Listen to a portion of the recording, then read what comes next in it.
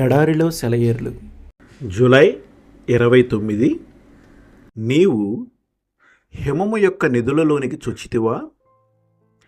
ఆపత్కాలము కొరకును యుద్ధము కొరకును యుద్ధ దినము కొరకును నేను దాచియుంచిన వడగండ్ల నిధులను నీవు చూచితివా? యోబు 38, 22, 23.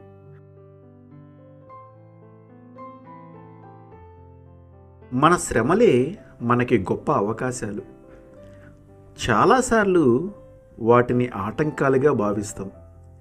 ఇకపై మనకొచ్చే ఇబ్బందులన్నీ దేవుడు తన ప్రేమని మన పట్ల కనపరచటానికి ఎన్నుకున్న మార్గాలని గుర్తించి ఆయన సన్నిధిని ఆ కష్టకాలంలో మనం వెతికినట్లయితే మన జీవితాంతం విశ్రాంతి, ప్రోత్సాహం, వివరించలేనంత శక్తితో నిండి ఉంటుంది. అప్పుడు ప్రతి కారుమేఘము ఇంద్రధనస్సు అయిపోతుంది. ప్రతి పర్వతము మన స్వర్గారోహణకి దారితీస్తుంది. మనం ఒకసారి వెనక్కి తిరిగి మన జీవితాలను పునరావలోకనం చేసుకుంటే మనలో చాలామందికి ఒక విషయం స్పష్టమవుతుంది. అదేమంటే మన పరమ తండ్రి మనకు తన కృపను, విస్తారమైన దీవెనలను ఇవ్వటానికి ఎలాంటి సమయాలను ఎన్నుకున్నాడంటే మనం పూర్తిగా వేసారిపోయి అన్ని వైపుల నుండి దారి మూసుకుపోయిన సమయాలను. దేవుని నుండి విలువైన ఆభరణాలను నల్లబట్టలు వేసుకున్న సేవకులు మురికిగా ఉన్న పెట్టెలు పట్టుకొస్తుంటారు.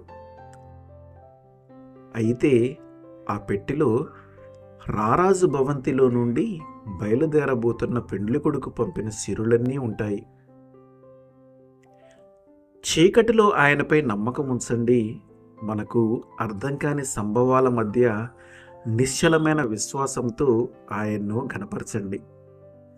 పాము కుబుసం విడిచి కొత్త తేజస్సును, శక్తిని పొందినట్టు ఇలాంటి విశ్వాసానికి ప్రతిఫలంగా క్రొత్త యవ్వనం, ఉత్సాహం మనకి దొరుకుతాయి.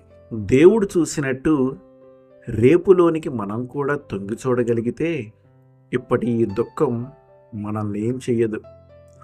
ఆనందాలు ఎదురు చూస్తున్నాయి, దుఃఖాలు తెరమరుగవుతాయి. దేవుడికి తెలిసినట్టు రేపులో ఏముందో మనకి తెలిస్తే చీకటి వెంట వెలుగొస్తుందని, మసకదారులు రాజుబాటలవుతాయని. ఏం చేస్తాయి ఇప్పటి ఈ కన్నీళ్లు మనల్ని? ముందేం కానున్నదో తెలిస్తే బాగున్ను అంటాము, కానీ ప్రేమతో దేవుడు దాన్ని రహస్యంగానే ఉంచాడు. తెలియదు కాబట్టి మరింత దృఢ సంకల్పంతో నడవాలి ఆయన వెంట. ఆమేన్.